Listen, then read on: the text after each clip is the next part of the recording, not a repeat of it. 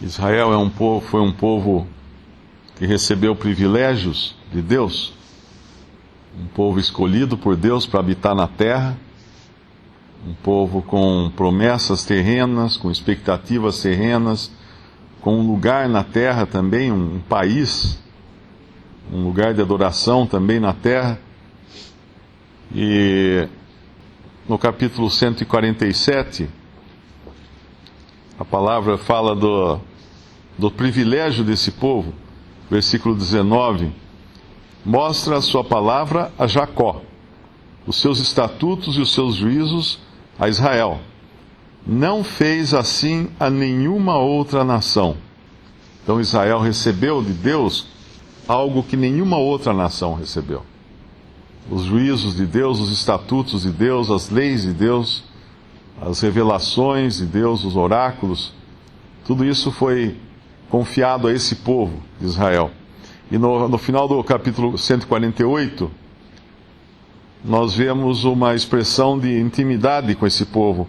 Ele também, versículo 14, ele também exalta o poder do seu povo, o louvor de todos os seus santos, dos filhos de Israel, um povo que lhe é chegado.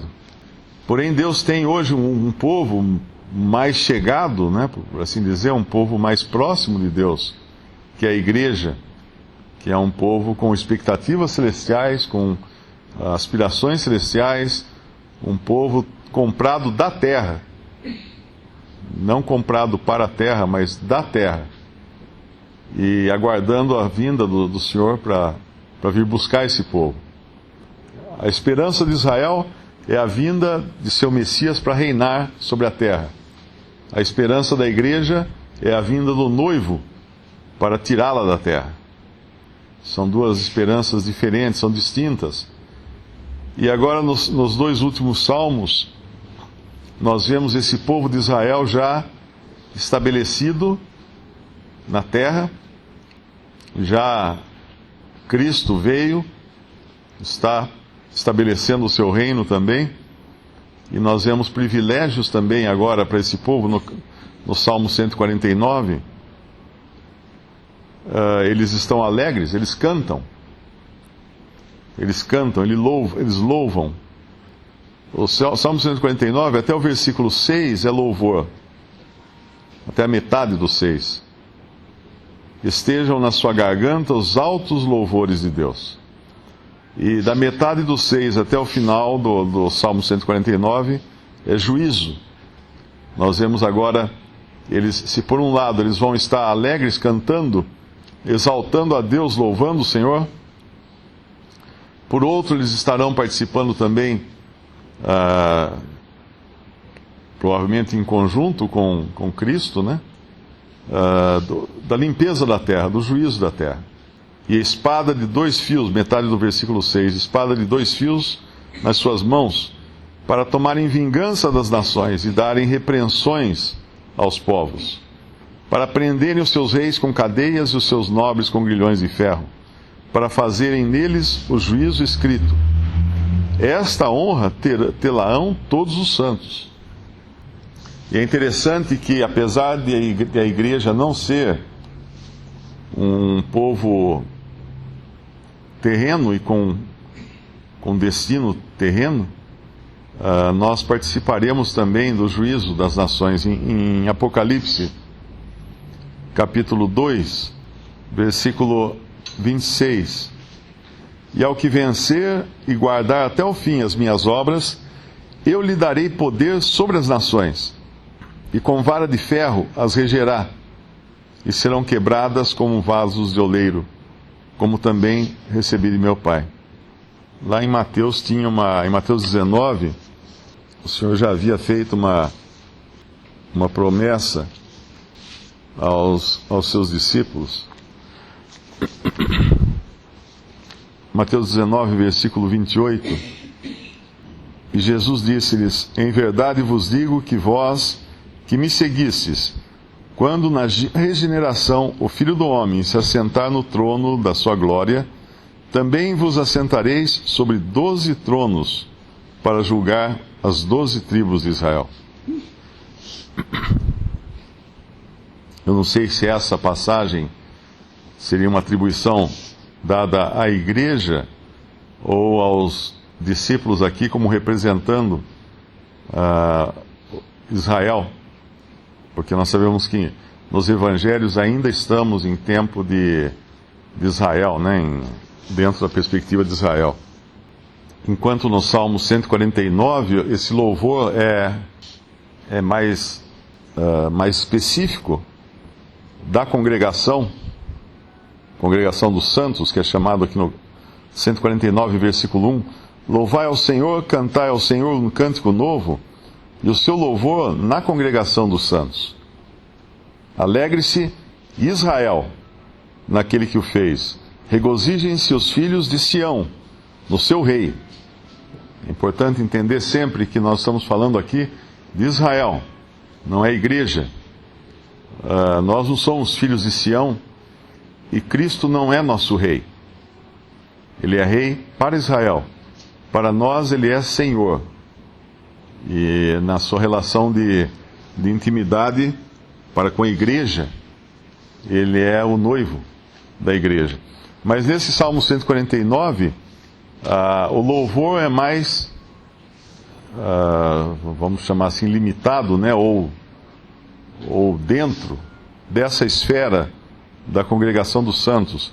Mas quando a gente chega no Salmo 150, e não podia ser diferente, né? Porque nós estamos encerrando o livro dos Salmos, que é um livro de cânticos, esse louvor é estendido a toda a criação. Nós vemos que agora entra terra e céus.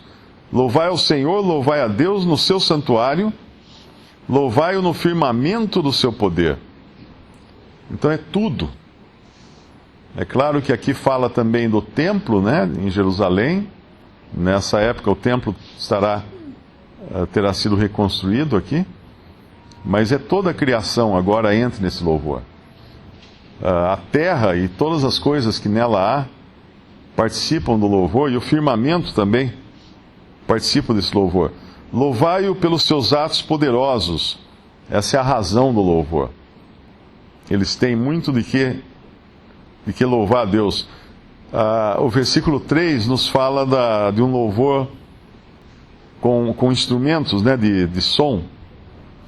Louvai-o com som de trombeta, louvai-o com o saltério e a harpa, louvai-o com a dufe e a flauta, louvai-o com instrumentos de cordas e com órgãos, louvai-o com símbolos sonoros, louvai-o com símbolos altissonantes. Todos esses instrumentos estariam no templo, faziam parte da adoração de Israel, eram os instrumentos usados na música no templo, quando havia louvor, quando havia adoração em Israel. Muitos cristãos utilizam essa passagem como justificativa para a igreja usar instrumentos musicais na sua adoração, mas nós não temos nada semelhante na doutrina dos apóstolos. A igreja adora ou louva, né? A igreja canta louvores ao Senhor com o melhor instrumento que existe. É um instrumento incomparável, né? Cantando nos nossos corações e com a voz humana, que até hoje nenhum instrumento inventado pelo homem foi capaz de alcançar a complexidade que tem a voz humana.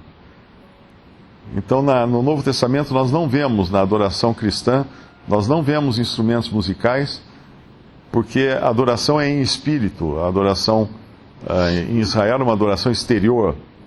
A adoração na igreja é uma adoração em espírito e em verdade. E no final ele termina com tudo adorando, tudo louvando. Versículo 6. Tudo quanto tem fôlego, louve ao Senhor, louvai ao Senhor. Aquela velha pergunta, né, que aflige o homem desde que ele colocou os pés na terra: por que eu fui criado? Por que eu existo? O que eu estou fazendo aqui? A resposta está bem clara aqui na palavra de Deus, né? Nós fomos criados para louvar a Deus. Essa foi a intenção de Deus. Ele termina aqui esses salmos com louvor. Tudo aponta agora, tudo se concentra, né? Todas as coisas chegam junto nesse louvor universal a Deus. Então Deus nos criou para sermos seus adoradores. Deus nos criou para o louvarmos. Esse é o propósito não só de nós termos sido criados, mas de toda a criação. Tudo que foi criado para louvar a Deus. E Deus, na sua misericórdia, no seu amor, na sua bondade, introduz agora nesse louvor pecadores redimidos, pecadores salvos, lavados pelo sangue do Cordeiro. E embora possa vir sempre o cético, né, ele vai sempre falar assim: mas que Deus egoísta é esse, né, que criou o homem para louvá-lo, para adorá-lo, né? Mas quando nós pensamos que nós, que não tínhamos nenhuma parte nisso, fomos introduzidos por graça e misericórdia nesse louvor, e fomos introduzidos por graça e misericórdia nos benefícios do que Cristo tem para nós agora, né? Tesouros inestimáveis nos céus, abençoados com todas as bênçãos celestiais em Cristo Jesus. Então não há nada do que a gente possa falar, né? Que Deus tenha agido com algum propósito. Deus poderia fazer o que Ele quisesse porque Ele é Deus, mas Ele fez mais ainda, nos alcançando, nos perdoando, nos salvando e enchendo a sua casa de redimidos, de pecadores redimidos, para ecoarem esse louvor que nós lemos aqui. Para a igreja, acho que 1 Coríntios 6, participação no julgamento, 1 Coríntios capítulo 6, versículo 2: Não sabeis vós que os santos hão de julgar o mundo? Ora, se o mundo deve ser julgado por vós, sois porventura indignos de julgar as coisas mínimas? Não sabeis vós que havemos de julgar os anjos, quanto mais as coisas pertencentes a essa vida? Que é a nossa parte, né, no julgamento com Cristo. Sabemos que Ele que vai encabeçar o juízo das nações, o juízo final. E nós, quando Ele diz aqui vós, que nós estaremos com Ele na participação desse julgamento. Assim como no milênio também nós vamos participar no julgamento das nações também, como Israel também vai. O cristão ele já tem uma participação em julgamento, em juízo, aqui na terra ainda, né, já nesse momento, porque hoje existe muita gente que fala assim: não julgueis, né, para não ser julgados. Citam aquele versículo, porém fora do contexto dele. Mas o juízo também, Deus hoje julga através dos seus, através do cristão. Lá em Lucas capítulo 17, no versículo 3, olhai por vós mesmos, e se teu irmão pecar contra ti, repreende-o, e se ele se arrepender, perdoa-lhe. Esse é o papel da autoridade, né? A autoridade, ela tem a espada, Romanos fala, para punir. E no nosso capítulo lá em Salmos, é uma espada de 2 gumes. O cristão, ele tem também essa prerrogativa, né, de julgar, de repreender. Afinal, a gente começa fazendo isso com nossos filhos desde pequeno. Os nossos filhos são julgados, são repreendidos quando pequenos. Essa é a função dos pais, eles têm essa obrigação até, né? São disciplinados. Esse é o papel da autoridade. Deus deu autoridade ao homem. E aqui fala: repreende. Se o teu irmão pecar contra ti, deixa passar, deixa para lá. Não, repreende-o. Muitos podem pensar que isso não é uma prova de amor, né? Repreender alguém. Mas é amor repreender, né? A gente, quando repreende os nossos filhos, nós amamos, nós fazemos porque nós amamos. Lá em Hebreus fala: se nós formos deixados sem repreensão, somos bastardos, e não filhos. E Deus repreende, ou disciplina, ou castiga o filho que ele ama. Então o cristão, esse que vai exercer juízo até contra anjos no futuro e julgar a terra com Cristo, né? Ele hoje já tem a responsabilidade de julgar as coisas, de repreender aquele que peca, Existe disciplina, lá em Mateus 18, quando fala dessa disciplina individual, né? Quando um peca contra o outro, ele é repreendido por esse outro, mas quando ele não dá ouvidos, ele não dá atenção, aí é levado à igreja a questão. E a igreja então tem autoridade dada por Cristo para julgar as coisas e também repreender e disciplinar. Porque quando nós não fazemos isso no âmbito cristão, Deus faz. Deus faz. É o que acontecia lá em 1 Coríntios capítulo 11, quando ele fala na ceia, que eles estavam participando da ceia de qualquer maneira, e o apóstolo Paulo fala, por isso que tem muitos que dormem. Por isso tem muitos que dormem. Não havia disciplina, não havia julgamento, Deus julgava então. Nós vemos em 1 Coríntios 5, aquele homem que não estava sendo julgado pela Assembleia, Deus ia colocar sua mão sobre ele, se eles não tomassem alguma providência.